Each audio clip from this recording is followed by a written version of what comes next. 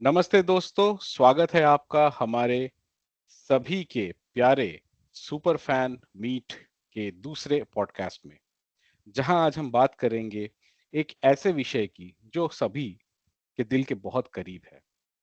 और आज की शाम मैं डॉक्टर सिद्धार्थ बोस आप सभी के साथ बहुत गर्वित अनुभव कर रहा हूं और हम बात करेंगे राज कॉमिक्स के सुपर फैंस और उनके फेवरेट सीरीज की।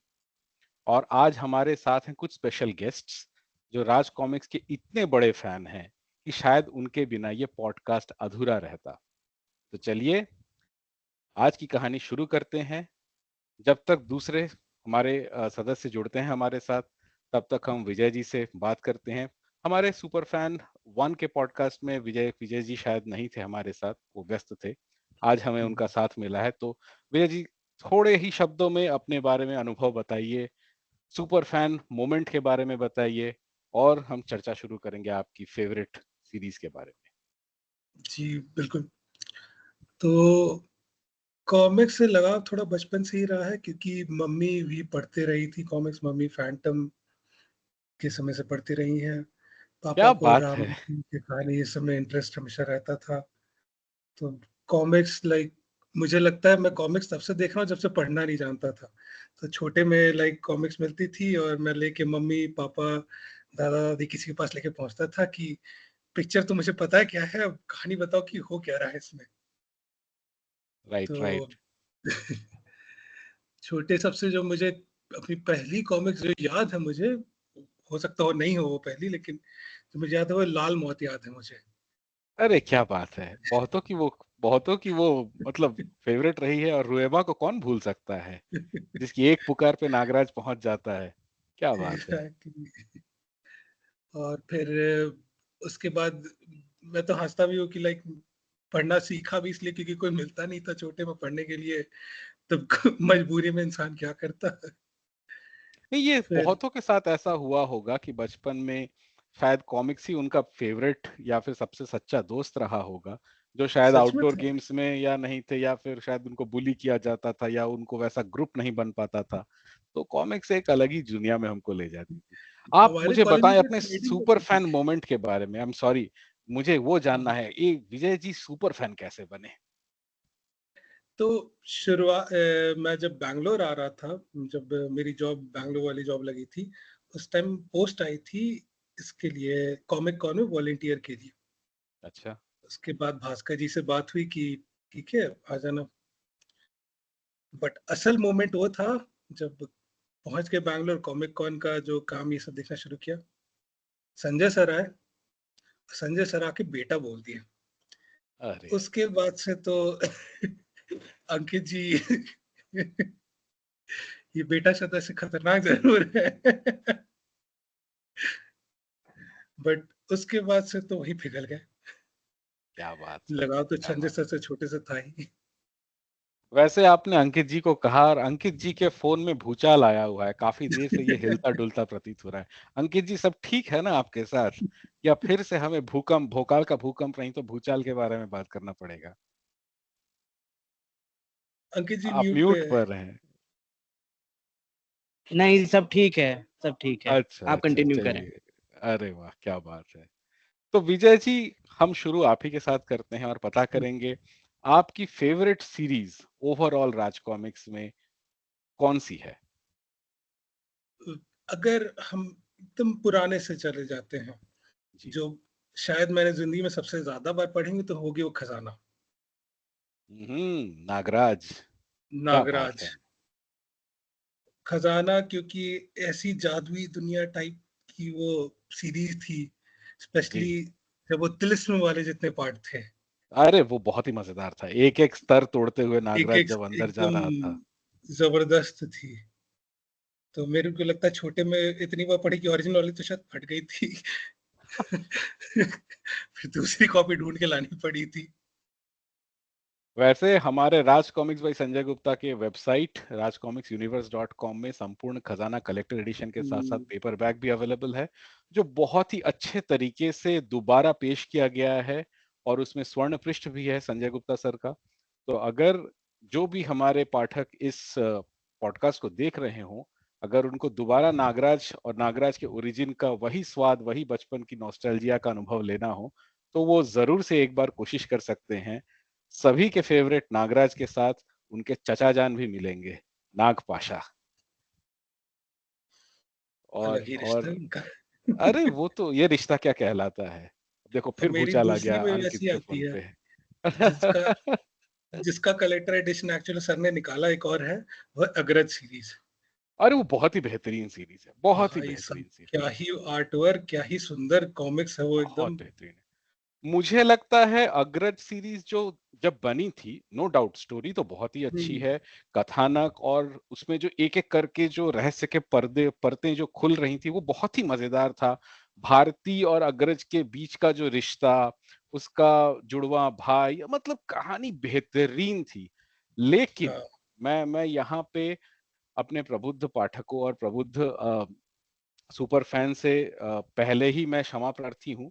मैं बताना चाहूंगा कि उस समय के जो कवर पेजेस थे वो मुझे उतने ज्यादा मतलब अच्छे नहीं थे। शायद हो सकता है कि श्री अनुपम सिन्हा सर जी के पास उस समय बहुत ज्यादा प्रेशर था काम का, लेकिन वही काम जब दोबारा आरसीएसजी ने किया और अग्रज सीरीज का संपूर्ण अग्रज का जब डाइजेस्ट निकाला, मैंने वो खरीदी थी। और फर्स्ट क्राई से जब मैंने खरीदी उसको कुछ 37% डिस्काउंट पे, तो और भी अलग अनुभव आया था मुझे। ठीक है, उसका जो कवर पेज है वो इतना प्रॉमिसिंग, इतना प्रॉम्प्ट है, मैं क्या बताऊं। मैंने वो सीरीज तब नहीं पढ़ी थी, लेकिन जब ये दोबारा जब मुझे मिली, मुझे खरीदना तो था ये। और मजा आ गया भाई पढ़ के, वो अलग ही कहानी थी। अब हमारे साथ हर्ष जी भी जुड़ चुके हैं। पिछली बार शायद हर्ष जी से हम बात करने से चूक गए थे। हर्ष जी अगर आप अपना कैमरा ऑन कर लें तो बात करने में मजा आएगा।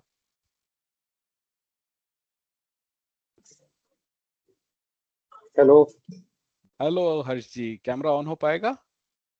कोशिश करिए। अब इस बार आवाज आ रही है मेरी?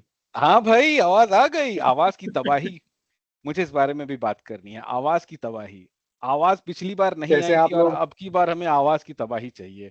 हर्ष जी आपका स्वागत है हमारे सुपर फैन पॉडकास्ट सीजन बहुत बहुत एपिसोड धन्यवाद 2 सर में। आपका। आप लोगों के समक्ष आकर बड़ा अच्छा लग रहा है। और क्या बात ज्यादा है। अच्छा इसलिए लग रहा है कि समक्ष आने के साथ साथ इस बार आवाज भी सुन पाएंगे आप लोग मेरी। अरे बिल्कुल बिल्कुल, क्या बात है। हर्ष जी को भी हम पता करना चाहेंगे, पिछली बार ये भी छूट गए थे, ये थे हमारे साथ पर मौन व्रत में थे पिछली बार। तो हर्ष जी हमें बताएं, हर्ष कौन है, कैसे जुड़ा राज कॉमिक से, और सुपर फैन मोमेंट क्या है हर्ष का? राज कॉमिक से मैं 1996 में जुड़ा था। मेरे बड़े भाई हैं, वो बॉलीवुड में भी एक्टर एक्टर हैं, मिस्टर ग्लैड एक्स भी रहे थे। तो उनका शुरू में उनकी ही बहुत ज्यादा दिलचस्पी थी राज कॉमिक्स को लेकर। तो उस जमाने में एक जो ऐड होते थे राज कॉमिक्स के, अगर आप लोगों को याद हो, तो वो बहुत प्रोमिनेंट और बहुत बोल्ड होते थे। तो वो बिल्कुल। मैं तब मेरी उम्र 4 साल थी, तो इतना पढ़ना पढ़ना वगैरह, मतलब उस तरीके से एक जो छोटा बच्चा है उसकी कॉम्प्रिहेंशन की और अंडरस्टैंडिंग की क्षमता कम रहती है, इमेजरी की ज्यादा रहती है। अब क्या बहुत हुआ बढ़िया। कि जब, हाँ, तो जब इमेजरी देखी मैंने, किरगी का कह रहे थे उसमें, वो जो किरगी रहता है वो तलवार से ध्रुव की सुपर वो बाइक बाइक को काट काट रहा देता होता है। है बीच में से। तो मेरे को लगा कि भाई ये कुछ ऐसी चीज है कि पढ़ना है ना आए, लेकिन एज अ किड मतलब वो बड़ा एंटाइज करता है बहुत, आपको अपने से अपनी तरफ खींच लेता है। उसके बाद शुरू हुआ फिर जितनी भी अंडरस्टैंडिंग हुई, क्योंकि उस जमाने में हमारा सिर्फ ये रहता था कि कॉमिक्स में लड़ाई कितनी है, डायलॉग क्या है, भावनात्मक चीजें क्या है, उन चीजों से मतलब नहीं रहता था। अच्छा फिर अच्छा। Over the period of time वो प्यार, वो सारी चीजें मतलब बढ़ती गई। उस जमाने में मेरे अलावा आई थिंक सबने एक एक या दो दो रुपये में किराए पे कॉमिक्स ली होंगी। तो उससे अब बड़ी इमेजेस, अठन्नी के जमाने के हमने तो अठन्नी से हाँ। शुरुआत करी थी। तो अब मेरे को याद नहीं है, पर राज कॉमिक्स ने बीच में कुछ कॉमिक्स निकाली थी जो बहुत बड़ी बड़ी थी। एक तो नॉर्मल साइज होती थी, एक बहुत बिग इशू साइज भी निकाले थे फाइटर उस टोड्स, जमाने में। प्रेत अंकल, पहली हाँ तो सुपर हाँ, डाइजेस्ट। सुपर तो डाइजेस्ट। सुपर डाइजेस्ट टाइप का। सुपर तो विशेषण थी। उनकी कीमत 4-5 रुपए थी, तो मेरा मन था कि अभी, क्योंकि उस जमाने में हमें 1-2 रुपए मिलते थे, तो वो भी बहुत थे। आजकल की जो मिलेनियल जेन जी जनरेशन है, उन लोगों को कभी ये समझ में नहीं आएगा कि 2 रुपए की कीमत क्या होती थी। सही बात है। 64 पेज एक की एक दो विशेषांक मिलता रुपए था। अठन्नी की कीमत तुम क्या जानो मिलेनियल्स, हाँ तो उसके बाद फिर जब कोहराम आई थी तो तब मेरे को लगा था कि इस दुनिया में ना जो इच्छाएं पूर्ति होती हैं, क्योंकि जब आप लगातार 4-5 साल कॉमिक्स पढ़ते हो तो आपका ये होता है कि जब सारे हीरोज जुड़े, तो जैसे एंड गेम था आज की जनरेशन के लिए, कोहराम हम लोगों के कोहराम लिए वो था। एंड गेम था उस समय। जी जी जी। तो उसके बाद फिर काफी चीजें बढ़ती गई संजय सर से। मतलब हमेशा इच्छा थी कि एक दिन मुलाकात हो। तो 2017 में, क्योंकि मेरा ये था कि मैं कॉमिक्स बहुत ज्यादा पढ़ता था, फिर मैं एनएलयू लखनऊ से पास आउट हूँ, तो कॉमिक कॉन गया था, तो वहां पे ये था कि डीसी मार्वल की कुछ चीजें या एनिमे वर्जन मिलेंगी। And for my pleasant surprise वहां पे मेरी मुलाकात, एक वो कहते हैं ना कि आप अगर कोई भी चीज हमेशा चाहो तो पूरी वो कहीं ना कहीं कायनात मिल उसको मिल जाती मिलाने है। पे वो तुल जाती है। हाँ, वही। तो मैं देख रहा था वहां पे कुछ ड्रैगन बॉल जी वगैरह की चीजें थी। एक स्टॉल पे गया तो मैंने देखा राज कॉमिक्स का एक क्या स्टॉल बात लगा है। हुआ है। तो मैं अपने दोस्त को बता ही रहा था कि यार ये तो मतलब सब जानते हैं नागराज डोगा के बारे में। अभी कोई ज्यादा कूल बनेगा कि नहीं जानते वो अलग चीज है, लेकिन बहुत बड़े बड़े लोग जिनसे मैं मिला हुआ हूँ सबने जो 90s में ग्रो अप किया है, नागराज, ध्रुव, डोगा, भोकाल, सबने सुना हुआ है। तो मैं बता ही रहा था कि मतलब इससे मेरी यादें जुड़ी हुई हैं, और मैंने पीछे पलट के देखा तो मेरे सामने संजय सर साक्षात खड़े हुए थे। तो वो जो विभव मूवमेंट है ना, भरित्रियास्य। मैं मतलब काफी लोगों से, बड़े लॉयर से, नेताओं से, एक्टर से मिला हूँ, लेकिन स्मिटन में 2 ही बार हुआ हूँ लाइफ में। एक संजय सर को देख के और एक अमिताभ बच्चन को देखकर, क्या बात है। मतलब पर्सनली सामने से। तो वो जो मूवमेंट होता है ना, उसके वो मतलब डिस्क्राइब करना ना बड़ा मुश्किल रहता है। मुश्किल होता आप है। भले ही कितने बड़े लॉयर हो, कितने बड़े वक्ता हो, लेकिन कुछ फीलिंग्स, कुछ मूवमेंट्स आपसे, और ब्लूटूथ भी कभी कभी आपके मुंह से आपके शब्द छीन लेते हैं। तो मेरे साथ भी उस समय वो हुआ। उसके बाद फिर धीरे धीरे एक अंडरस्टैंडिंग बनी। संजय सर से भी मतलब काफी चीजों पे डिस्कशन होता रहता था। And to my good fortune, मतलब इस साल जुलाई में उन्होंने कुछ आइडिया वगैरह पिच किया था। तो एक उसमें फिर एक क्रिएटिव एंगल भी संजय सर के साथ। अब तो ऐसा है कि मेरे को लगता नहीं है कि पिछले 4 महीने से एक भी दिन ऐसा जाता है कि हमारी एक 1-2 घंटे से कम बात होती हो। तो भाई और क्या उनकी जो चाहिए, अंधे को क्या चाहिए, 2 आंखें, और सुपर फैन को क्या चाहिए, संजय सर का वही, साथ। बहुत सारे लोग ये सोचते हैं कि वो एडिटर हैं, पब्लिशर हैं, लेकिन जब आप उनके साथ बैठोगे ना, और उनके जो छोटे छोटे आइडियाज हैं, एक कॉमिक्स को लेके, एक पैनल को लेके, वो जो डिस्क्रिप्शन है, वो जो डिटेलिंग है, तो बहुत सारे लोग क्रिटिसिज्म और प्रेज करना बहुत इजी है ना, किसी भी चीज को अगर आप नहीं कर रहे हैं। लेकिन एक जो क्रिएटिव एंगल है वो क्या रहता है, वो सृजन का रहता है, कि आप बिल्कुल। कैसे छोटे चीजों को क्रिएट कर सकते हो। वहीं अगर आप एक सिंपल चीज को बहुत अच्छा लिख सकते हैं ना, या अच्छा प्रेजेंट कर सकते हैं किसी भी मीडियम में, भले ही वो कोई वीडियो गेम हो, मूवी हो, या प्ले हो, तो उससे आपकी क्षमता जाहिर होती है। तो मैं संजय सर को बोलता हूँ कि मेरे को नहीं लगता कि आपने जितना हम लोगों को एज अ क्रिएटिव देना चाहिए था, एज अ लेखक देना चाहिए था, तो आपने शायद 20% भी अब तक नहीं दिया है। और वो हकीकत है। उन्हें तो एज अ प्योर क्रिएटिव मतलब उनसे सारे भार छीन लेने चाहिए। आप उनके आइडिया सुनोगे ना, तो वो बहुत ही मतलब ऐसे आइडियाज हैं, बहुत नोवल आइडियाज हैं। एक सिंपल चीज को एकदम जैसे एक मैजिशियन कहीं से भी एक चीज मतलब ले आता है ना, कॉन्ज्योर कर लेता है, तो वही चीज है। तो अभी मतलब काफी सारी चीजें चल रही हैं। आप लोगों से भी जुड़कर अच्छा लग रहा है। तो ये जो पैशन है, आई थिंक उनका जो क्रिएटिव पैशन है ना, वो जब उन्होंने 40 साल पहले जब शुरू की थी, तो आज तक बरकरार है। इसीलिए he is such a good creative. क्या बात है, बहुत बढ़िया हर्ष, सुन के बहुत मजा आया। और संजय जी के बारे में जितनी भी चर्चा करी जाए मुझे लगता है कम ही होगा। लेकिन इन सब सब प्रकरणों के बीच में मुझे एक पैनल याद आ रहा है। पहला तो है वो कोरखाब का हीरा, जिसे किरीगी के मठ से चुरा लिया जाता है। और दूसरा है सामरी के ज्वाला में नताशा का वो फोन, आधी रात का फोन, जिसमें भारतीय संस्कृति को वो उल्हाना देते हुए बोलती है, हमारी संस्कृति में तो यही दिक्कत है कि शायद वो कुछ कहना चाहता था पर कह नहीं पाया। पर खैर, बहुत मजा आया हर्ष के बारे में सुन के। हमारे साथ संकेत जी भी जुड़ चुके हैं, हम संकेत जी के बारे में पता करना चाहेंगे। संकेत जी, अपने बारे में बताएं, राज कॉमिक्स के यस बारे सर। में बताएं, जी सुपर बिल्कुल फैन बिल्कुल। मूवमेंट के बारे में बताएं, प्लीज। एकदम एकदम बिल्कुल। इस ग्रुप की सबसे बढ़िया बात तो मुझे ये लगती है कि कहीं से हम पहली बार में मिले तो भी ऐसा ऑकवर्ड फील नहीं होता, क्योंकि सबके सब हम लोग एक कॉमन लिंक से जुड़े हुए हैं, जो है अपना राज कॉमिक्स, जिसके साथ हमने वो अपना जुनून है बचपन भाई, जिया अब जुनून के ऊपर कहाँ कुछ जाएगा। जुनून, इश्क जुनून जब हद से बढ़ है। जाए। Exactly exactly. जैसे मैं यहाँ पर अंकित को और विजयन केश को, इन सबसे मैं पहले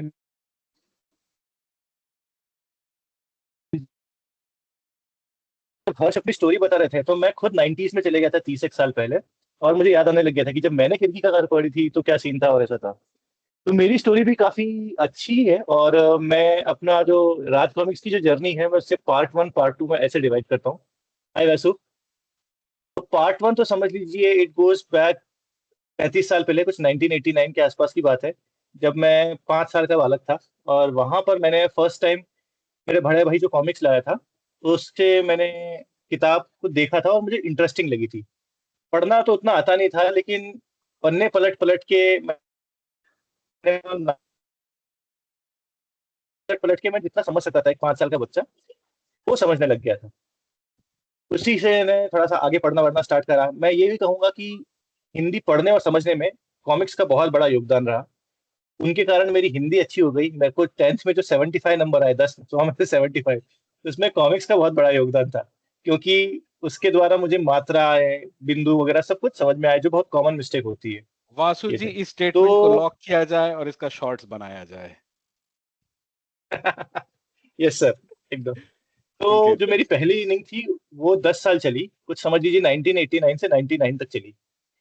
उसमें मैंने खूब सारी कॉमिक्स पढ़ी। मैंने धीरे धीरे शब्दों को जोड़ जोड़ के, स्लो स्लो पढ़ पढ़ के ग्रेजुअली पढ़ना स्टार्ट करा। और फिर उसके बाद मैं जब तक 5 से 15 साल का हो गया, कॉमिक्स एकदम मेरे लिए क्रेज था। मैं कई बार बुक्स के अंदर छुपा छुपा के भी कॉमिक्स पढ़ता था। मैं 11th तक आ गया था, जब तक बच्चे आईआईटी वगैरह की कॉमिक्स पढ़ते हैं, तो मैं एचसी वर्मा के अंदर, उसके अंदर कोहराम वोहराम पढ़ता था, ऐसा था। मेरे लिए असली एचसी वर्मा वही थी, ये पढ़ता था। तो मैंने 10 एक साल के अंदर ढेरों कॉमिक्स पढ़ी, एक्सचेंज करी, लाइब्रेरी से हमने किराए पे उठाई। 6 रुपए की कॉमिक्स होती थी तो उसके 60 पैसे देते थे दिन में। हाँ। 7 रुपए की कॉमिक्स होती थी तो 70 पैसे देते थे। 70 पैसे। डाइजेस्ट का 1 रुपया लगता था।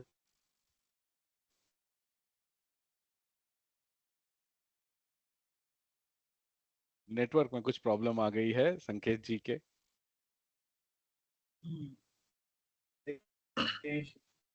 हेलो, हाँ। हर कोई दो दो।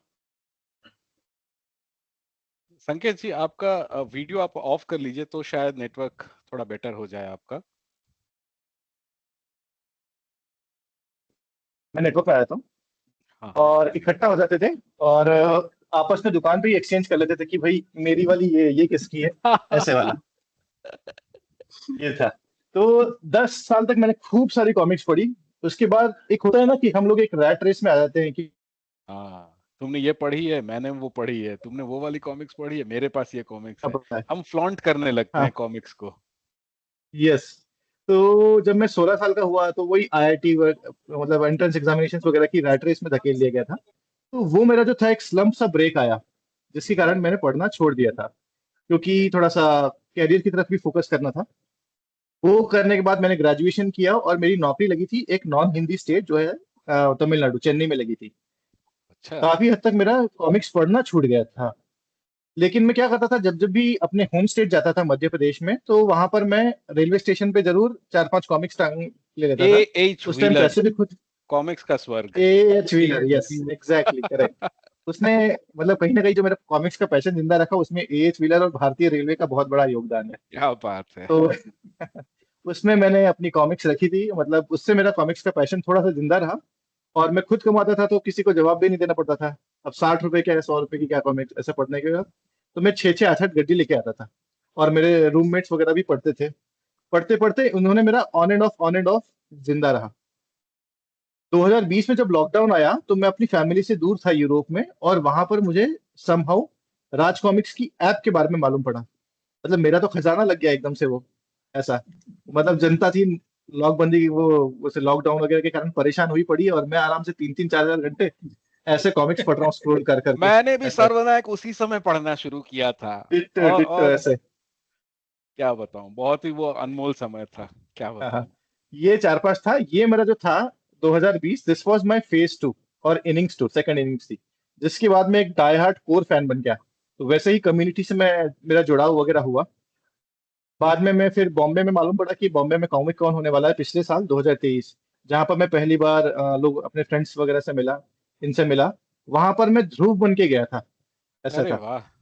हाँ, कॉस्ट्यूम प्ले में मैं ध्रुव बन के गया था। वहां पे संजय सर मेरे को बुलाए, अरे ध्रुव इधर आ। मैं बड़ा खुश हो गया, मतलब संजय सर मुझे खुद बुला रहे हैं, तो मेरे लिए बहुत बड़ी बात थी वो। उन्होंने मुझे अपने हाथ से एक चॉकलेट दी और बोला कि जब से तेरा फोटो देखा था फेसबुक पे, तेरे से मिलने की इच्छा थी। जिनसे क्या मैं 30 बात साल है। से मिलना चाहता था, वो मुझसे, उन्होंने ये वाली बात कही, तो मैं बड़ा प्रसन्न हो गया। तो उसके बाद फिर मतलब मैंने कहा कि इस कॉमिक्स के डेट के लिए कुछ मुझे भी डेडिकेशन करना पड़ेगा और करना चाहिए, ऐसा हुआ। बिल्कुल। ये करा। अब ये हुआ। और मेरा biggest fan moment I can say was पिछले साल नवंबर की बात है, जब बैंगलोर में कॉमिक कॉन हुआ था। तो वहां पर मैं एज अ गेस्ट बन के आया था, मतलब ऐसे मैं घूमूंगा फिरूंगा, ऐसे एक आध दिन कॉमिक कॉन अटेंड करूंगा। वहां पर कुछ वॉलंटियर्स की कमी थी, तो मुझे अतुष ने, अंकित ने, इन सब लोगों ने मौका दिया, विजयकेश भी थे वहां पे। उन लोगों ने मौका दिया कि थोड़ा बहुत स्टॉल में मैं हेल्प कर पाऊँ। और अगले दिन मैं तिरंगा बन के गया था, तिरंगा का कॉस्ट्यूम प्ले करके, पेंटिंग वेंटिंग करके। विजयकेश अरे ने मेरा ये आप ही हैं प्रभु, आज आपके दर्शन हो गए। अच्छा। यही अभय देश पांडे है, चेहरा कहाँ छुपाऊं, सिंदूर मिटा दो, यही वाला है वो। Yes yes. तो विजयकेश वही थे जिन्होंने मेरा मेकअप वेकअप किया था, और प्रॉपर लाइन बना के ऐसे प्रॉपर उन्होंने किया था। यूजुअली मैं थोड़ा सा दाढ़ी में रहता हूँ, उस दिन मैं प्रॉपर क्लीन शेव करके गया था, खास उस कॉस्ट्यूम प्ले के लिए। तो वो मेरा एक फैन मोमेंट था कि मतलब जिस कैरेक्टर्स को पढ़ते पढ़ते मैं गया था, मतलब somehow I was able to portray it on a comic on stage. वो मेरे लिए काफी बड़ी बात थी, मुझे काफी अच्छा भी लगा। और ये जो है फैन मोमेंट, ये मेरी मेमोरी में लाइफ लॉन्ग रहेगा, ऐसे वाला। तो मैं अभी भी कोशिश करता हूँ, अभी भी मैं कैरेक्टर्स पढ़ता हूँ, कॉमिक्स पढ़ता हूँ। इनफैक्ट अभी भी मैं कॉमिक्स में अपना इसी की कॉमिक्स पढ़ रहा था, एक्सप्रेस वे। ये हर रूम में एक कॉमिक्स पड़ी रहती मेरी। क्या बात ये है। वाली पढ़ रहा था मैं, एक्सप्रेस पे। तो मेरी मैडम जो है, हमारी श्रीमती जी, वो बड़ी परेशान हो जाती है कि बच्चों से ज्यादा तो आपका पसारा रहता है, फैलारा रहता आपको ने कहना चाहिए ना, बचिए मैडम, तब समझ में आएगा उनको। वैसे बता दूं, जी। जिन्हें पता नहीं है, बचिए मैडम हमारी एक कॉमिक्स है, राज कॉमिक्स की तरफ से, डोगा की एक कॉमिक्स है जिसका नाम बचिए मैडम है। जिन्होंने नहीं अच्छी पढ़ी मैडम, है अच्छा। जरूर पढ़े। और वो भी डोगा की ही कॉमिक्स है, बहुत मजेदार कॉमिक्स है। अरे वाह, बहुत ये तो बहुत फिर। बहुत बहुत मजेदार है संजय, संकेत भाई, आपका सुन के बहुत मजा आया। अरे ये तो तिरंगा मिल गया भाई आज हमको, लबादा ओढ़े आज तो तिरंगा ही मिल गए हमको। अपनी फेवरेट सीरीज के बारे में बताएं, आपकी कौन सी फेवरेट सीरीज है? मेरी फेवरेट सीरीज एक्चुअली, मुझे नरक नाशक नागराज की जो नाग ग्रंथ है, वो क्या बेस्ट लगी बात सर। है, क्या क्योंकि बात मुझे नागराज का एक अलग ही रूप मिला मुझे। और उसके अंदर जो पैरेलल यूनिवर्स निकला है, पहले तो मुझे समझ में नहीं आया था कि ये नरक नाशक नागराज, आतंक खतर नागराज वगैरह है। क्या ये है, है क्या? क्योंकि मेरा हाँ। कनेक्शन छूट गया था। लेकिन जब मैंने पढ़ना स्टार्ट करा, तो वो मुझे एक अलग पैरेलल वर्ल्ड में ले गया। उसमें मतलब शंकर शहनशाह से लेके हर किसी का एक पैरेलल दुनिया है। वो एक ऐसी शानदार चीज है कि मतलब मुझे उसने एक अलग ही लेवल पे लाके रख दिया। स्पेशली जो अपनी सर्वनायक में जो सबसे लास्ट पार्ट है, उसमें तीनों नागराज एक साथ एक पैनल पे आ गए हैं। दो नागराज आपस में फाइट कर रहे हैं, और अपना विश्व रक्षक नागराज देख रहा है। तो दैट वाज समथिंग जो एक नेक्स्ट लेवल पे ले गया है। और सबसे बढ़िया बात ये हुई है कि मेरे स्टेटस, फेसबुक स्टेटस वगैरह देख के, मेरे पास आखिरी 1-2 मिनट लूंगा मैं, फेसबुक स्टेटस वगैरह देख के कई लोग जो नागराज वगैरह के पैशन को फॉलो करते थे और जिन्होंने छोड़ दिया था, कई लोगों ने मुझे रीच आउट किया और उन्होंने बोला कि यार आज भी ये वाली कॉमिक्स आती है क्या, और अगर आती है तो कहाँ मिल सकती है। तो पहला मेरे घर सवाल तो यही होता है भाई, आज भी ये मिलती हैं, आज भी बिकती हैं, ये अभी भी मिलती हैं? उसका अगला सवाल होता है, इतनी महंगी बिकती हैं? यस दोनों यस। आपस में विरोधाभासी हैं। Yes yes. तो इसके द्वारा 2-4 लोग ऐसे हैं जो मतलब मुझसे कॉमिक्स लेके गए हैं, और रख ली उन्होंने अपने पास, कब्जा कर क्या लिया है, तो वो बात मुझे है, ये वापस बचपन मिलेगी की ऐसा या है। आदत मिलेगी? है, ये कहीं नहीं जाने वाली। ये नहीं जहां जाती है, कॉमिक्स मुझे मिले बुरा भी नहीं दबा के लगता। चल दो बस, और कुछ नहीं। यस यस, बहुत ये मुझे बुरा बढ़िया। भी नहीं लगता, इसी बहाने हम लोग मिलते रहते हैं और याद कराता रहता हूँ मैं उनको। तो ये है। बहुत ये थी मेरी बहुत जर्नी, बढ़िया संकेत, समझ लीजिए बहुत 35 मजा साल आया की सुन जर्नी के। है। अरे देखो, हमारे साथ नया मेहमान आ गया है, राज कॉमिक्स नई परिवार जनरेशन आ में गई है नया सबसे हमारी। उद्धारी सबसे बढ़िया भिखारी। वाले गुप्ता जी आ गए। अरे सबसे वाह। बढ़िया वाले गुप्ता जी। यस। है, क्या बात है, बहुत बढ़िया बहुत बढ़िया। हेलो, क्या हाल है? हाय। हेलो। ओहो। कुछ तो बोलो। बोलो, जब समय बासु जी आएगा कोई खास तभी बात है जो बोलेंगे। लाल जब पहनाया है समय आएगा इन्हें? तो सब कुछ बोलेगा। नहीं, ये अल्फा में अभी डूबा हुआ है पूरी तरह से। वासु गुप्ता का पहला लुक मुझे पूरी तरह से ऑपरेशन गंगा एजेंट जे का जो एनिमेशन अभी रिसेंटली इन लोगों ने लॉन्च किया है उसकी याद दिला रहा है। भाई क्या शानदार ये एनिमेशन बना रहे हैं आप लोग। और मुझे लगता है कि हम धीरे धीरे उस स्तर पे और उस मुकाम पे पहुंचने की कोशिश कर रहे हैं जहां हमें होना चाहिए था। शायद बहुत दशक पहले होना चाहिए था, लेकिन बेटर लेट देन नेवर। शुरुआत Yes, तो हो बहुत बहुत चुकी है। सर, आपको सबको अच्छा लगा, बहुत बहुत धन्यवाद। अब हम बात करेंगे हमारे खिलखिलाते हुए चेहरे अंकित रस्तोगी जी। हालांकि इन्होंने एक गलत प्रस्ताव मुझे दिया था अभी पॉडकास्ट शुरू होने के समय ही। इन्होंने कहा इनकी फोटो मैं अपने बेडरूम में लगा लूं, तो पता चला कल से मुझे फिर बरामदे में सोना पड़ेगा, जो मैं नहीं कर सकता। ठीक है, देखो इतना मुस्कुरा रहे हैं, मुझे लगता है इनका ही फेवरेट होगा बांकेलाल। अब आप बताएं अंकित जी, दुनिया जानती है आपको, आप एक आईपी लॉयर हैं और आप एक डाई हार्ड राज कॉमिक सुपर फैन हैं, जिसका हम अपने नए नक्शों से और हमने पूरी तरह से आपको कॉमिक कॉन में कॉमिक्स बेचते हुए देखा है, पूरी शिद्दत के साथ कस्टमर्स को डील करते हुए देखा है, उनको समझाते हुए देखा है। तो इस अंकित रस्तोगी की कौन सी फेवरेट सीरीज है? धन्यवाद सिद्धार्थ जी। मैंने बड़ा सोचा और मैं पता है घूम फिर के हमेशा मैंने मारा ध्रुव को और हत्यारा कौन पे आ जाता हूँ। हाय हाय, दिल ले लिया यार इसने। अब तो लगवानी पड़ेगी इसकी फोटो। क्या बात है। मतलब वो सीरीज जब मैंने पहली बार पढ़ी, मैं कुछ नहीं 7-8 साल का हूँगा, और उस सीरीज को पढ़ के मतलब इतना मजा आया। उसमें 6 सुपर विलन, शायद वो पहली 64 पेज वाली कॉमिक्स थी जो 2 पार्ट्स में आई थी। करेक्ट। वो एक्चुअली पहली सीरीज थी। उसके बाद उसमें धमाका तब हुआ जब 10-15 साल बाद एक महामानव की गवाही का अतिरिक्त अंक आ गया। वो भी उस सीरीज की एक बहुत यूनिक बात थी। मतलब सर है नहीं, मेरा बड़ा मन था सर से पूछने का कि महामानव की गवाही का आइडिया जो एक्स्ट्रा एक पार्ट आया वो किसका था। वो बड़ा अच्छा ट्रिविया होगा। तो मेरी वो फेवरेट सीरीज है। उसमें कैरेक्टर्स सारे, जैसे उनकी स्टोरीज को गढ़ा गया है, जैसे उसको प्रेजेंट करा है, पहली गवाही, दूसरी गवाही, फिर कैसे बायोट्रॉन उन सबको गवाही को ब्रेक करता है।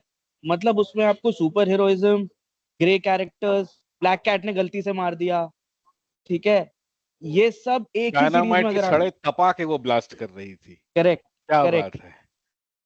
मतलब ये एक ही सीरीज में सब कुछ डाल देना इज सिंपली मेरे हिसाब से तो आउटस्टैंडिंग था। और मैंने मारा ध्रुव अंकित को जी एक मुझे सवाल लगता पूछूं है। क्या?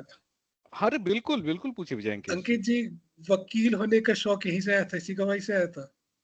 नहीं नहीं नहीं नहीं, वकील होने का शौक तो मुझे वो पिक्चर से आया था, क्योंकि मैं झूठ नहीं बोलता, गोविंदा वाली। मैंने तो मारा हत्यारा कौन, बहुत बढ़िया सीरीज। मतलब मैं सर से हमेशा कहता हूँ सर इसका सी कब आएगा, इसका सी कब आएगा, और सर इग्नोर ही कर देते हैं। अब जब तक किताब प्रिंट में नहीं जाती तब तक तो वो बताते ही नहीं है। ये भी नहीं नहीं, बताते जो अब तो हमारे स्पिन नीले ऑफ पीले भी बैठे आ हुए हैं। गया है कि मैंने झापड़ मारा ध्रुव को, कौन बड़ा झापड़बाज, और भागो झापड़ हाँ, आया। वो इसीलिए वो भी मेरी फेवरेट सीरीज है। मतलब मुझे तो हाँ, नाग प्रलय और दोषपूर्ण से अच्छी झापड़ लगती है। झापड़ लगती है। और ये तो काफी हाँ, अच्छा एक प्रयोग था अंकित जी। 2 मिनट लेना चाहूंगा।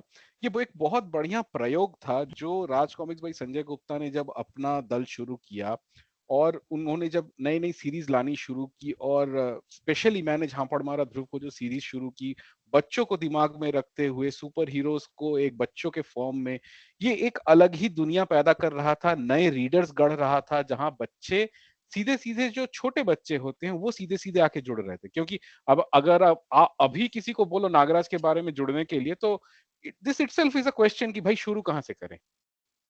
अब शुरुआती से करें, आतंकहर्ता से करें, नरकनाशक से करें, कहां से करें। लेकिन एक छोटे बच्चे को जोड़ने के लिए मुझे लगता है कि ये बहुत बढ़िया प्रयोग था। और मुझे लगता है कि इस ऐसे प्रयोग और आने चाहिए, जो कि अल्फा में भी अभी हो रहे हैं। हमारे लुंगीधारी वाटाकट्टू जो हैं वो बबल मार देंगे कुछ भी बोलोगे तो, बहुत गुस्से में रहते हैं और प्यार भी करते हैं उतनी ही शिद्दत से। ठीक है, साथ ही साथ हमारी एजेंट जे भी हैं, और आगे चल के बड़े ही डरावने किरदार आ रहे हैं। कोई बावर्ची आ रहा है जो इंसानी गोश्त खा रहा है और लोगों को दे रहा है, और तो कोई 4 हाथ का कोतवाल आ गया जो पकड़ पकड़ के लोगों को अच्छे से धुलाई कर रहा है। अब आगे तो भाई और रहस्यों से पर्दा उठेगा, वासु जी हमें बताएंगे और क्या क्या आ सकता है इनकी तरफ से। ओवर टू यू अंकित जी, आप बता रहे थे, सॉरी। हाँ मतलब मैंने वो सीरीज आज के पॉडकास्ट के लिए एक बार फिर से रिविजिट करी और मुझे बहुत मजा आया। और लेकिन जो हमारी झापड़ वाली सीरीज है ना, मुझे वो सीरीज एज अ सटायर बहुत पसंद है। उसमें आप देखेंगे बहुत ही टॉपिकल डायलॉग्स यूज हुए हुए हैं, ठीक है। लेकिन मुझे बस ये लगता है आप जैसा आपने कहा कि कोई झापड़ से शुरू कर सकता है, लेकिन झापड़ में बहुत सारा ह्यूमर फैन ह्यूमर है। बिल्कुल। अगर आप तो उसको बहुत सारे पंचेस समझ ही नहीं आएंगे अगर उसने पुरानी आरसी नहीं पढ़ी होगी। तो एक बिल्कुल। ये झापड़ के साथ इशू है, बट फिर भी वो बहुत ही नॉवल आइडिया कॉन्सेप्ट और एक अलग ही यूनिवर्स है जिसमें एक्सपेंशन बहुत पॉसिबल है। क्या बात है, क्या बात है। वासु जी ड्रॉप कर गए, लेकिन इन सभी सीरीजों के बीच बुरा में लग गया कुछ। झापड़ की बात करोगे यार, कहाँ से अच्छी लगेगी किसी को। वैसे वो सीरीज अपने आप में बहुत अच्छी है। जिन भी पाठकों ने या दर्शकों ने वो सीरीज अभी तक नहीं पढ़ी है, नहीं देखी है, एक बार हमेशा ट्राई करके देखें। अच्छी लगती है तो अच्छी, अगर ना अच्छी लगे तो आप गिफ्ट तो कर ही सकते हैं किसी को। किसी गरीब का भला हो जाएगा, राज कॉमिक्स वाले का, राज कॉमिक्स सुपर फैन का। लेकिन इन सभी के साथ मैं और एक कैरेक्टर के लिए आप सभी का दृष्टिकोण और आप सभी का ध्यान आकर्षित करना चाहूंगा। वो है हमारे 4 बीवियों वाले भोकाल। ठीक है। अब भोकाल एक ऐसा कैरेक्टर था ना, जो मुझे लगता था इंडियन ही मैन है। और उसकी स्टोरीज भी बड़ी मजेदार होती थी। मतलब वो तिलिस्मा में बैठ के वो दुनिया भर के चीजों को देख लेता था कंप्यूटर में बैठ के। और प्रहारा, फिर तुरीन, और मतलब उसका अलग ही दुनिया है, उसका अलग ही फंडा है। और उसकी सबसे अच्छी सीरीज, मेरी जो सबसे फेवरेट सीरीज है, वो है धर्म युद्ध सीरीज। इसमें भोकाल की उस समय की कहानियों को बताया गया है जब भोकाल एक, मैं क्या बोलूं, मिड टर्म और मिड लाइफ क्राइसिस से जूझ रहा था। जहां उसको खुद समझ में नहीं आ रहा था क्या हो रहा है, क्यों हो रहा है। हर रोज नींद से जागता था, एक नई बीवी सामने मिलती थी उसको। ठीक है। अजीबो गरीब उसके साथ किस्से हो रहे थे। सलोनी, रूपसी, सुगंधा, तुरीन का तो छोड़ ही दो, बेचारी ने मतलब झक मार के उसको छोड़ ही दिया अंत में। क्या करें उसका। ठीक है। लेकिन वो सीरीज जो थी जिसमें वो विकास नगर को बचाने के लिए उसने जितनी जान लड़ाई अपनी, और जो पैनल थे ना, मुझे अभी भी याद है, युद्ध जीतूंगा मैं या फिर कौन बनेगा राजा, इन दोनों कॉमिक्स में से एक थी जहां राजा चाली के साथ उसकी घोड़े पे फाइट होती है। उसके एक एक पैनल में एकदम मुझे लगा जैसे एकदम मूवी देख रहा हूँ। वो घोड़े का गिरना, रोल होके गिरना सड़क पे, युद्ध भूमि में भोकाल के हाथ से तलवार छिटक जाना, और कदम स्टूडियो का उत्तम क्वालिटी का चित्रांकन। मतलब इतनी उत्तम, मतलब उन्होंने चित्रांकन करी थी कदम स्टूडियो ने उस समय पे। भोकाल की वो सीरीज इतनी बढ़िया बनी है। और उसी सीरीज को राज कॉमिक्स भाई संजय गुप्ता के तरफ से धर्म युद्ध नाम से दोबारा लाया गया है, जो एक कलेक्टर एडिशन है, जो अपने आप में एक संकलन है भोकाल की उन सभी कॉमिक्सों का जो इस सीरीज में आती हैं। और ये गोल्ड गिल्डेड है, डाइजेस्ट फॉर्म में भी अवेलेबल है, और अपने आप में एक संकलन का विषय है।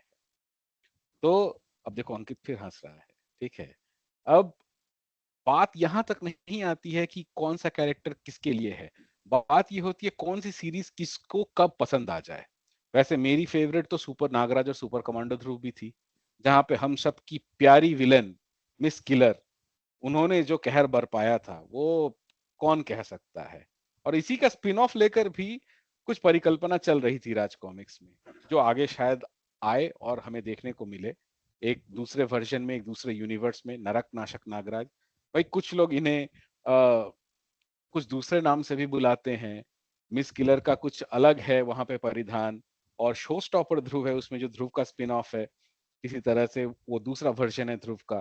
तो हालांकि बहुत माल मसाला, बहुत पोटेंशियल है राज कॉमिक्स में। और साथ ही साथ अल्फा कॉमिक्स के जो कैरेक्टर्स हैं वो अपने आप में बहुत ज्यादा प्रॉमिसिंग है, जो समय आने के साथ साथ अपने को प्रूव करने का पूरी तरह से काबिलियत रखते हैं। देखो ये दोनों जो हैं अभी भूचाल में हैं, एक हर्ष है और एक अंकित है, ठीक है। हर्ष तो पैदल चल रहा है, समझ में आ रहा है, पर अंकित का फिर से भूचाल आ गया फोन पे, ठीक है। तो ये कुछ फेवरेट सीरीज के बारे में हमने आज बातचीत करी, जो बहुत मजा आया हमको बातचीत करके। अगर वासु जी होते तो मैं भी उनसे उनकी फेवरेट एक सीरीज सीरीज पूछता। थी, बताइए। बस मैं सही बता, काली विधवा की जो सीरीज थी, तो आई लव यू उससे एक सीरीज। स्टोरी, आई लव, वो नॉवेल जो अलग होने वाली थी, हम्म। अभी भी इंतजार चल ही रहा है, कभी तो कोई पढ़ा दे। भाई उसमें पहली बार मनु जी का चित्रांकन था जो नेगेटिव में दिखा था। आई लव यू जब आप पढ़ेंगे उसमें 3-4 पेजेस हैं जिसमें उनका चित्रांकन नेगेटिव में किया गया था, और अपने जमाने का ये सबसे उम्दा चित्रांकन था। मतलब उस क्वालिटी को सही दोबारा में। मैच करना बहुत मुश्किल है। मनु जी का चित्रांकन, उनके उनके एक्सप्रेशंस, उनके कमिश्नर त्रिपाठी के उनका व्हाट वो नॉनसेंस गुस्सा वाले जब, एक्सप्रेशंस, गुस्सा, चीता का फ्रस्ट्रेशन, अरे क्या मजेदार होता था। मतलब ओवरऑल वो ना पूरी एक मूवी रहती थी। मैंने 786 पढ़ी और मुझे लगा मैं मूवी देख रहा हूँ। वो कान में बॉम्ब लगा के फोड़ देना, अरे क्या बात है यार। मतलब अलग ही लेवल का कहानी चलता था वहां पे और चित्रांकन चलता था। तो सीरीज अगर आप बोलो तो ऐसी कई सारी सीरीज है जिसके बारे में हम बात कर सकते हैं। वेनम सीरीज थी जो नागराज की थी, जिसमें नागराज को कई तरह की शक्तियां मिली। वो मजा आया बहुत पढ़ के हम लोगों को। हमने कलयुग और निशाचर की भी बात अगर हम करें तो वो दो जो कॉमिक्स थी वो भी अपने आप में इतनी अच्छी बनी थी कि जिसको भी माइथोलॉजी के साथ कुछ सुपर हीरो फिक्शन पढ़ना हो, वो मुझे लगता है परफेक्ट ब्लेंड था कि भाई पढ़ो और इसके साथ तुमको देव कालजयी का रुतबा भी पता चल जाएगा स्वर्ग में, उनको क्या किस हैसियत से रखा जाता है देव कालजयी को। तो वो भी अपने आप में एक मजेदार सीरीज थी अपने आप में। मैं ये पता करना मर्द चाहूंगा। मर्द और मुर्दा के बारे में आप लोगों का और क्या विचार है? मेरे भाई ठंडी क्या, आग, क्या बात है। एंथोनी को कौन भुला सकता है भाई, उसकी गिटार बजाने की क्षमता, और डोरेमी में जैसे उसकी मौत हुई थी कान से खून रिश्ते रिश्ते, वो तो अलग ही कहानी थी अपने आप में। कांव कांव सीरीज से वो स्टार्ट हुई थी, जो कि हमारे राज कॉमिक्स यूनिवर्स के साइट पर भी अवेलेबल है। जिन्होंने अभी तक इसको एक्सप्लोर नहीं किया है वो जरूर से पढ़ें, आनंद लें, और देखें कि मतलब हमारे राज कॉमिक्स में कितनी तरह की वेरिएशंस हैं। हर तरह का सुपर हीरो मिल जाएगा, hero, super hero, anti hero, protagonist, antagonist, you name it, we have it. That is why we are a universe, and that too बात from ये the होती है house कि of Raj Comics by जब Sanjay Gupta किसी भी हम एक सीरीज की बात करते हैं जी। तो मेरे को तो ये क्वेश्चन ही गलत हो लगा कि आपकी फेवरेट सीरीज कौन है। कम से कम 10-20 ऑप्शन तो देने अरे चाहिए। बिल्कुल बिल्कुल यस। बिल्कुल, राज इसीलिए कॉमिक्स मैंने का कोई जो है, ऑप्शन नहीं रखे। आपके मन में जो आए आप बोलिए, उस बारे में हम क्योंकि चर्चा आप देखो करेंगे। जो बाकेलाल है, उसकी अपने आप में जितनी सीरीज है ना, करेक्ट। जलियक्ष सीरीज है या पहले की सीरीज है वो जो लोकों में लोक जाता है, यात्रा, ततैया लोक हाँ लोक वगैरह, लोक यात्रा। यात्रा वाली, तो वो अपने आप में इतनी यूनिक और इतनी एक्सप्लोर करने वाली सीरीज है। मुझे तो उनका भी कोई स्थान ही नहीं लगता, जबकि उनका जो कंटेंट है वो एक तरीके से फनी और एक माइथोलॉजिक का ब्लेंड है। तो वो बिल्कुल अपने आप में जो उसका टेस्ट है वो बहुत डिफरेंट है। और मेरे को नहीं लगता कि भारत के अलावा ये चीजें कहीं और उस तरीके से रिप्रेजेंट कर सकती हैं। बिल्कुल। अनफॉर्चुनेटली ये है कि अभी उसका इंटरनेशनल लेवल पे कोई अभी वो एक्सप्लोर नहीं हुआ है वो सारी चीजें। लेकिन जिस दिन होगा तो उसकी जो यूनिकनेस है वो इतनी विश्वविख्यात होगी कि उसका मतलब कोई तोड़ नहीं होगा। ऐसे जैसे आप भोकाल की बात कर रहे थे, तो उसके जो फ्रेम्स है ना, या उसके जो कुछ कुछ पैनल्स हैं, जैसे आपने, अब बिल्कुल मेरे को याद नहीं है वो किस कॉमिक्स का था, कि भोकाल को एक विद्या आती है कि वो उसमें एक बार तीर कमान से 7 तीर छोड़ता है, और जो सामने वाला है वो 14 है। वो मैंने बचपन में पढ़ी थी, उसके बाद वो मैंने कॉमिक्स नहीं पढ़ी। मतलब 26 साल पहले की एक इमेजरी मेरे को याद है। तो जब वो 7 कर देते हैं तो 7 भोकाल की तरफ आते हैं, तो एक उसका सैनिक बीच में आ जाता है। सैनिक था या सेनापति था, आप बताना अगर आप लोगों को याद हो वो कौन सी कॉमिक्स थी। तो जो ये चीजें हैं ना, जो ये इमेजेस हैं, ये अगर आपके माइंड में घर कर जाए तो वो बहुत स्पेशल चीज रहती है। अभी जैसे इतनी बिल्कुल। सारी सीरीज की बात कर रहे थे, तो जब पहली बार आतंक हरता नागराज आया था, और जब अरे मैंने पहली बार उसके पैनल्स पढ़े थे, तो वो जो हमारा रेगुलर नागराज है उससे काफी डिफरेंट था। तो लोगों में बिल्कुल मतभेद भी हो सकता है कि वो अच्छा था या वो नहीं था, लेकिन उसमें जो कलरिंग थी, जो इफेक्ट्स थे, वो मेरे को उस जमाने की जो हमारी डीसी गौतम कॉमिक्स के नाम से डीसी और मार्वल की कॉमिक्स आती थी उस जमाने में, बिल्कुल तो बिल्कुल उसके लेवल की कोई चीज लगी। और वो वन ऑफ माई मतलब फेवरेट वो है। अगर आप उसको देखें तो उसका जो एक्सपोजर है वो बिल्कुल इंटरनेशनल स्टैंडर्ड का है, कि बिल्कुल नागराज की मैथोलॉजी से अलग वो कुछ अलग ही चल रहा है। तो वो पहला, वो एक कॉल बैक सीरीज भी हो गई थी। और दूसरा ये था कि उसमें सबसे बड़ी जो यूनिकनेस थी कि नागराज, अगर नागराज, वो जो टाइमलाइन का डिफरेंशिएशन है ना, वो इतना डिफरेंट है कि अगर नागराज महानगर में नहीं रहता और इंटरनेशनल उसके वेंचर्स होते तो वो किस तरह से लगता। और कुछ कुछ उसमें जैसे साइड कैरेक्टर है झप्पी सिंह और ये सारे, वो भी अपने साइड कैरेक्टर भी काफी यूनिक हो गए थे। बिल्कुल तो बिल्कुल कुछ चीजें लिखते लिखते होती हैं, कुछ चीजें सोच कर होती हैं। तो आतंक हरता नागराज भी जैसे इसी उसी में था। फिर जो सबसे एपिक सीरीज जो मेरे को लगती है कि वो राज कॉमिक्स का बेंचमार्क है, वो नागायन थी। पता नहीं क्या हम लोगों बात। ने उसके बारे में डिस्कस किया या नहीं किया, नहीं नहीं, अभी लेकिन नहीं किया। नागायन, हाँ, तो नागायन को भी आप इन चीजों से छोड़ नहीं सकते। वो तो आई थिंक हर किसी के उसमें है ही। मुझे लगता है नागायन अपने समय से बहुत पहले की रची गई स्टोरी है, और जो जो चीजें वहां पे सोची गई, देखी गई, अब वैसे राज कॉमिक्स में जो भी चीजें कल्पना और एक समय पे कल्पना की चीजें लगती थी, कपोल कल्पना लगती थी, वो बाद में चल के वो सभी चीजें आज के इस वर्तमान युग में हो ही रही हैं टेक्नोलॉजी की मदद से। तो नागायन जो सीरीज आप बता रहे हैं वो अपने समय से बहुत आगे की सीरीज है, और बहुत बहुत उम्दा सीरीज है। जिन्होंने भी वो कॉमिक्स नहीं पढ़ी, एक स्पेशल एडिशन राज कॉमिक्स भाई संजय गुप्ता की तरफ से बना है, इतनी मोटी बुक है, और वो उसका फील, लुक एंड फील ही अलग है। भाई वो कॉमिक्स जब मुझे पहली बार मिली थी, उसको आप नॉर्मल रख के पढ़ ही नहीं सकते, उसको आपको चौखटा पे रख के पढ़ने लायक होती है, और वो उतना ही रेस्पेक्ट डिजर्व करती है, क्योंकि इतनी शिद्दत से उस कहानी को लिखा गया, बनाया गया, कि उसके कुछ अलग ही मतलब जलवे हैं। वो पूरी भविष्य को सोच के बनाई गई कहानी है। मैं एक उस और जमाने में सीरीज के जी और जी जी मैं देखा कह रहा हूँ जाए कि तो उस नागालैंड जिस हम्म, टाइम ड्यूरेशन की है 2024-25, वो अभी आ चुका है। जब वो बिल्कुल लिखी गई थी 2006-7 में, तो बिल्कुल 2024-25 का है। और देखिए मतलब समय कितनी जल्दी निकलता है। उसकी जो बिल्कुल टैगलाइन थी, जिस कारण से मैं नागालैंड पे अट्रैक्ट हुआ था, वो भी बड़ी प्यारी है। जब जब पाप धरा पर आई, कथा कथा जाई जाई पुनि पुनि पुनी दोहराई, पुनी पुनि दोहराई, क्या दोहराई। बात है, क्या बात है। उस जमाने में अगर आप 2007 को याद करें तो तीन बड़ी यूनिक और बड़ी दिलचस्प सीरीज उस जमाने में आई थी। वैसे तो काफी आई थी उस जमाने में, लेकिन तीन जो बड़ी लैंडमार्क सीरीज है, जैसे आतंक खतरा नागराज उस जमाने की है, दूसरा अपना ये हो गई नागायन, तीसरी एक थी, और मेरे हिसाब से वो आप अगर 100 कॉमिक्स फैन से पढ़े तो उनके टॉप 5 में 99 के होंगी, वो थी अमर प्रेम सीरीज। तो क्या अमर बात। प्रेम सीरीज जो भेड़िया की मेरे हिसाब से आज तक की सबसे अच्छी सीरीज में से एक है। एक, कोई कैरेक्टर आप रचते हैं, कोई कैरेक्टर आपको रचता है। तो वो जो कैरेक्टर आपको रचने वाला है वो मुझे कोबी लगता है। जितने भी सुपर हीरोज हैं उसमें जो कोबी है ना, जब वो सर्वनायक भी आया था, तो उसे देख के वो जो गूजबम्स वाले मोमेंट आते हैं ना, कि भाई अब आ गया अपना लड़का ताड़ी पी के, वो मतलब ऐसा है कि वो युगम से भी अकेला लड़ जाए। तो कोबी जैसा कैरेक्टर भी मतलब हो नहीं सकता। तो मैं आप लोगों से जानना चाहूंगा कि अमर प्रेम के बारे में आप लोगों की क्या विचारधारा है। मैं अमर प्रेम अच्छी स्टोरी है, और काफी उसमें एक्सप्लोर किया गया है दोनों कैरेक्टर को, लेकिन अगर आप मुझसे पूछें भेड़िया की मेरी फेवरेट सीरीज कौन सी है, मैं बोलूंगा कोबी और भेड़िया और बली कुठार।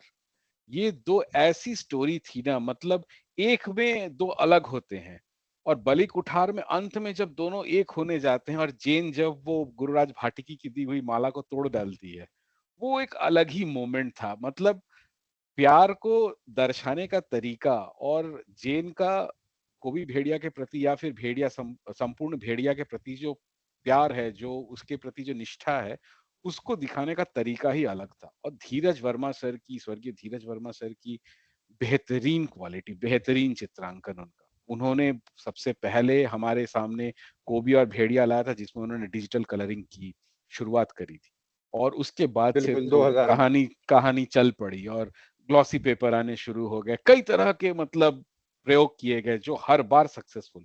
हर बार सफल उस सिद्ध हुए। उस समय मुझे लगता है कि जैसे नागराज ध्रुव को तो बहुत लोग पढ़ते ही हैं, बहुत पॉपुलर कैरेक्टर्स हैं, लेकिन उस समय जो भेड़िया की और कोबी और भेड़िया की स्टोरी लाइंस आ रही थी, मेरे हिसाब से वो बेस्ट थी। क्योंकि आप अगर किसी को याद हो कि माया का जादू एक सीरीज आई थी, एक हाँ, भागो पागल आया था, भागो भागो पागल पाया आया आया। था, उसका उसमें जो कोबी का लुक था, जो पोस्टर लुक था, ऐसा लुक किसी और हीरो को सूट भी नहीं कर सकता कि गुड़हल का फूल कान में लगा के। फूल फूल फूल लगे हुए हैं। एक सीरीज बड़ी अंडररेटेड है कोबी और भेड़िया की, उसका नाम है जान के लाले और सलीब। तो जान वो के जो लाल। उस सीरीज में सलीब में जो इमेजरी है ना, कि दोनों को क्रॉस पे वो कर देते हैं और उसके पूरे जो कबीले हैं, तो मैं ये कभी कभी वो एक फैंडम वाला मोमेंट होता है ना, कि अगर ये कभी बड़े पर्दे पे आई या किसी एनिमेटेड में आई, तो जो गूजबम्प मूवमेंट्स है उस सीरीज के, और उसके बारे में मैंने बहुत लोगों को बात करते हुए नहीं देखा, लेकिन उस सीरीज ने मतलब 20 साल बाद भी मेरे दिमाग पे जो इम्पैक्ट डाल रखा है ना, इमेजरी के थ्रू, वो बहुत बिल्कुल ही मतलब जबरदस्त है। बिल्कुल बिल्कुल। तो, तो ये कुछ भेड़िया सीरीज हैं जो एक एक कोबी और भेड़िया की। कैरेक्टर है। भेड़िया एक हम्म। ऐसा पात्र है, एक ऐसा चरित्र है जिसके बारे में बहुत सारा पोटेंशियल है उसको एक्सप्लोर करने का, और अभी उसे किया भी जा रहा है। क्रोध केतु कोबी की एंट्री हो चुकी है हमारे नरक नाशक यूनिवर्स में, और उसको किस तरह एक्सप्लोर किया जाएगा और चीजें कैसे आगे बढ़ेंगी, वो हम भविष्य में ही जान पाएंगे जब उसकी अगली सीरीज आएगी।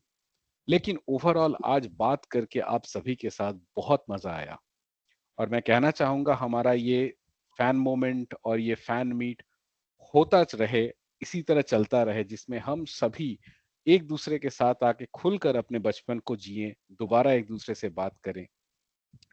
तो बिल्कुल। जी दोस्तों एकदम दोस्तों सही। बिल्कुल। आज ये मैं एक आपको कार्यक्रम। कुछ और भी बताना चाहूंगा कि बिल्कुल अल्फा बिल्कुल। कॉमिक्स की जैसे बातें थी, तो अभी अल्फा पे काफी चीजें हो रही हैं। एक राज कॉमिक्स से हमारा भावनात्मक जुड़ाव ऐसा है कि जब तक मरते दम तक वो हमारी सोल से निकाल नहीं सकते, लेकिन अल्फा में जो रचनाएं हैं, जो लॉन्ग बोर्ड स्टोरी का विजन है, वो भी बहुत कमाल का है। तो आई थिंक जब साहिल आप साहिल लोगों के, अपने नाम को चरितार्थ करता है भाई। मुझे लगता है साहिल शर्मा बिल्कुल में बहुत पोटेंशियल है। वो मतलब उसने शुरू तो करी चीज बर्गर से, लेकिन अल्फा पे फाइनली वो अपने आप को प्रूव कर रहा है। और साहिल जी के कुशल रचनात्मकता से जो चीजें बन के आ रही हैं, जो प्रोडक्ट सामने आ रहे हैं, बहुत ही प्रॉमिसिंग है अपने आप में। सॉरी हर्ष, बिल्कुल बताएं। बिल्कुल बिल्कुल मैं बिल्कुल अग्री करूंगा आपके उससे। उनका विजन बहुत ही जबरदस्त है। अभी आने वाले उसमें 2 सीरीज आ रही हैं, मतलब जो आई थिंक काफी जल्दी रिलीज होने वाली है। एक है वॉरकुक। वॉरकुक is one of the finest one shot जो मैंने मतलब फॉर्चुनेटली मैं मतलब आई वेंट थ्रू इट, तो लोगों को वो बहुत अच्छा लगेगा। जैसे उसमें सारी चीजें हैं, सारे सिंक्स हैं, और हिस्ट्री और मतलब हमारे जो इंडिया के पास्ट और अभी का प्रेजेंट का ब्लेंड क्या है। हमें तो स्पॉइलर वो अलर्ट मिलेंगे वॉर कुक के? वॉर कुक का स्पॉइलर अलर्ट तो नहीं है, पर मैं ये कहूंगा कि उसमें जो किसी को भी हिस्टोरिकल हिस्टोरिकल फिक्शन एक अलग जी वो रहता है, यॉनर है ना। जैसे जी पीकी ब्लाइंडर्स भी कुछ कुछ उस पे आधारित है। तो कुछ लोगों को ऑब्वियसली नॉट द सेम यॉनर, लेकिन हिस्टोरिकल फिक्शन में अगर आप जाते हैं तो आप लोगों को उसमें बड़ा जबरदस्त मजा आने वाला है। और फिर एनिमो सिटी करके एक हम्म। सीरीज है, वो भी बहुत जल्दी आने वाली है। तो वो आई बहुत थिंक सारे 18+ है। कैरेक्टर्स हैं, हंता है, कोतवाल है, बिल्कुल। बहुत सारे कैरेक्टर्स आ रहे हैं और और आई पूरी थिंक टीम कोतवाल और ऑर्गेनाइज। विनायक आप जब पढ़ोगे ना, जी। मैं तो विनायक जैसा कैरेक्टर मैंने तो नहीं देखा है। तो मैं तो वो हमें बोलता हूँ कि जो विनायक पढ़ेगा या तो उसका फैन होगा या आलोचक होगा, बीच की कोई लाइन नहीं रहेगी। क्योंकि वो ऐसा कैरेक्टर, बात यह है कि आपकी जो क्रिएटिविटी जील है कि आप जी कहाँ तक एक्सप्लोर कर सकते हो राइटिंग में, तो वो मुझे संजय सर की राइटिंग में वो दिखता है। तो जब अ, विनायक आएगा, तो मुझे तो आप लोगों के उसमें रिव्यूज जानने में बड़ा आनंद आएगा, क्योंकि मैंने तो उस टाइप का कैरेक्टर देखा नहीं। क्योंकि जो इमेजरी है वो अलग है, लेकिन जो उसमें मटेरियल है ना, वो इतना दिलचस्प है कि आप उसे मतलब उससे जुड़ना चाहेंगे और उसके आगे के एडवेंचर से बड़ा रूबरू होना चाहेंगे। ऐसे ही कोतवाल है। कोतवाल तो ऐसा था कि आई थिंक 20-30 साल पहले उस इमेजरी का, कि 4 हाथ वाला कैरेक्टर अब तक नहीं आया हमारी हिंदी कॉमिक्स में। और क्योंकि 4 हाथ वाले हमने देवी देवता असुर राक्षस सब देखे थे, लेकिन हीरो नहीं देखा था। ये कुछ और दूसरा है। उसके आने से जब कॉमिक कॉन में पिछले साल वो पोस्टर लगा था, तो लोगों को मतलब नहीं था कि कौन है क्या नहीं है, लेकिन उसकी जो इमेजरी है ना कोतवाल की, वो इतनी डिफरेंट है कि वो लोगों को एक बेसिकली स्मिटन करती है, मजबूर करती है कि उस पे बार बार नजर जाए। तो ये कुछ कैरेक्टर्स हैं जो मतलब आगे बड़ा धमाल बड़ा कमाल मचाने वाले हैं। आलोचना भी स्वागत योग्य होती है और प्रशंसा भी, लेकिन कुछ बिल्कुल नया, कुछ नवीन आए तो हमारी एक जो क्रिएटिविटी है, जो हमारी फील्ड है, जैसे लोग कहते हैं ना कुछ नया नहीं आ रहा, कुछ नई राइटिंग्स नहीं आ रही, लेकिन जरूरी ये है कि नया तो तभी होगा जब उसका सृजन होगा। जब भोकाल कभी आया होगा, जब नागराज कभी आया होगा, तो लोगों को लगा होगा कि भाई एक नाग है, एक नाग मानव है। सुपर कमांडो ध्रुव में आप देखो कोई यूनिकनेस क्या है, कुछ नहीं है, लेकिन वो जैसे रिटर्न किया गया है भाई, उसमें कोई स्पेशल सुपर पावर तो थी नहीं। होगा एक कुत्ते का मास्क है, लगा के घूमने वाला एक वो है, आदमी है, लेकिन उसकी कथाओं में या कहानियों में जो भावनात्मक है, जो फीलिंग्स है, वो आप कहीं पे भी आपने देखी नहीं होगी। कॉमिक्स में उस लेवल की फीलिंग्स आती है। इसीलिए जो नॉन कॉमिक्स फैन भी हैं, वो डोगा को हमेशा याद रखते हैं, क्योंकि वो स्ट्रीट से जुड़ा हुआ आदमी है। तो इसी बिल्कुल तरीके से अल्फा में बहुत डिफरेंट डिफरेंट फ्लेवर्स आने वाले हैं, बहुत कैरेक्टर्स आने वाले हैं। और बहुत लोगों की आलोचकों की या जो क्रिटिक्स रहते हैं, उनकी बड़ी शिकायत रही हमेशा कि कुछ नया नहीं आ रहा। और आई थिंक 1-2 साल में जो विजन देखेंगे, जो बोर्ड देखेंगे, और जैसे एनीमे जो रहता है ना, आप सब मांगा फॉर्मेट से परिचित होंगे, तो जी उसमें एक लॉन्ग बोर्ड की स्टोरी टेलिंग होती है। लेकिन बिल्कुल क्योंकि जापान में वो इतनी सेलेबल है, इतने वहां पे रेवेन्यू जनरेट करते हैं, तो वहां पे एक राइटर को अपने कैरेक्टर्स को एक्सप्लोर करने का मौका लगता है। और अब मैंने जब अल्फा की वो लॉन्ग बोर्डिंग देखी कि विजन क्या है, तो वो जो मांगा की तरफ जो फैंस जा रहे हैं या जो बच्चे जा रहे हैं, तो वो भी कहीं ना कहीं उन चीजों से जुड़ेंगे। हाँ, ये जरूर है कि कुछ एक्सपेरिमेंट्स लोगों को पसंद आएंगे, कुछ नहीं आएंगे, बट ओवरऑल जो अल्फा का एक्साइटमेंट है, वो हमें रिलीव करने को मिलेगा। क्योंकि मैं जब राज कॉमिक्स जन्म लिया था, उस समय मैं था नहीं, मतलब पैदा नहीं हुआ था, काफी बाद में आया था। तो मेरे को पता नहीं था कि भाई फर्स्ट इशू आता है तो क्या रहता है, या सेकंड। तानाशाह विनाश के समय मेरे को जब ये कॉमिक्स आने लगी थी, तो बड़ा एक्साइटमेंट होता था कि हम वेट करते थे लिटरली मंथ्स उसके अनाउंसमेंट के बाद, एड देखने के बाद। और अब मतलब 30 साल बाद वो टाइम लौट के आ रहा है। तो लोगों को बिल्कुल अभी वो फील नहीं होगा। जब वो किताबें पढ़ेंगे, जब उस विषय से जुड़ेंगे, तो उन्हें पता चलेगा कि कुछ यूनिक हो रहा है। और 10 साल बाद शायद लौट के देखेंगे, तो फिर उन्हें इस चीज की वैल्यू पता चलेगी। तो अल्फा से काफी मतलब हाई होप्स हैं। धीरे धीरे हम आगे की फैन मीट्स में भी आपको कुछ कुछ चीजें दिखाएंगे। और जैसे आपने भुजंग का पोस्टर देखा होगा, बिल्कुल तो भुजंग भी जब आएगा, तो उसका भी जो रोमांच होगा, वो आई थिंक फैंस में और कॉमिक्स रीडर्स में, और सबसे जरूरी है कि जो हमारे नए नवीन पाठक हैं, उनमें एक रोमांच पैदा करेगा। तो ऐसे ही बड़े कैरेक्टर्स आने वाले हैं। तो मेरे को तो काफी हाई होप्स भी है, एक्साइटमेंट भी है। और जब आपके पास वो मटेरियल पहुंचेगा, तो आप लोग भी उन चीजों से परिचित होके एक एक वो कहता है ना कि भावनात्मक यानी इमोशनल अटैचमेंट वो बिल्कुल फील कर पाएंगे। तो अभी के लिए तो अल्फा के लिए अपडेट है। Over to you sir. भाई हर्ष ने पिछली बार हमसे बात नहीं करी थी, ये मौन व्रत में थे, और आज इनके दिल में जो भी था आज इन्होंने परोस दिया है। जितने भी हमारे आज दर्शक हमसे जुड़े हुए हैं, या वो जो भी पाठक हैं जिनको अभी तक राज कॉमिक्स यूनिवर्स को एक्सप्लोर नहीं किया है, वो जरूर सोचें, अल्फा को जरूर से मौका दें और अल्फा के किरदारों को पढ़ें। I am sure you will like it. बहुत मजा आया आज सभी से बात करके, विजयंकेश जी, संकेत जी या हर्ष जी, और हमारे सबके प्यारे अंकित जी। चाहे हम कहीं भी हों, कैसे भी परिस्थिति में हो, लेकिन एक चीज हम सबको हमेशा जोड़े रखेगी, ये जो भावनात्मक जुड़ाव है राज कॉमिक्स के प्रति, राज कॉमिक्स के किरदारों के प्रति। और आगे डेफिनेटली। चलते मैं थोड़ा और आगे बढ़ के अगर मैं बोलूं, तो ये जो भी किरदार और जो भी कहानियां बनी हैं, इन सब के पीछे जो इंसान है, उस इंसान के प्रति, और वो और कोई नहीं, हम सबके युगम श्रेष्ठ श्री संजय गुप्ता जी हैं, जिनकी वजह से हमारा बचपन एक बहुत मजेदार समय में गुजरा, और आज हम शायद अपने अपने मिड एज में आ गए हैं, लेकिन आने के बावजूद दिल तो बच्चा है जी। कॉमिक कॉन में आज भी जब उनके साथ खड़े होने का मौका मिलता है, उनकी बातें सुनने का मौका मिलता है, और उनके डायरेक्शन, उनके गाइडेंस पे जब हमें काम करने का मौका मिलता है, तो ये मुझे लगता है कि ये अपने आप में एक बहुत बड़ी उपलब्धि है। तो आज हमने, जिन्होंने अभी तक इस चैनल को सब्सक्राइब नहीं किया है, जो भी पाठक दर्शक हमारे साथ जुड़े हैं, वो जरूर से हमारे चैनल को सब्सक्राइब कर लें।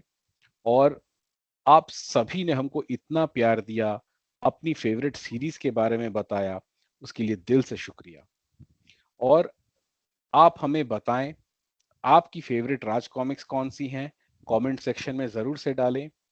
अगली बार फिर मिलेंगे कुछ और मजेदार किस्सों के साथ। तब तक के लिए जय जुनून, जय राज कॉमिक्स। बहुत बहुत धन्यवाद, बहुत बहुत आभार। जय जुनून। जय जुनून।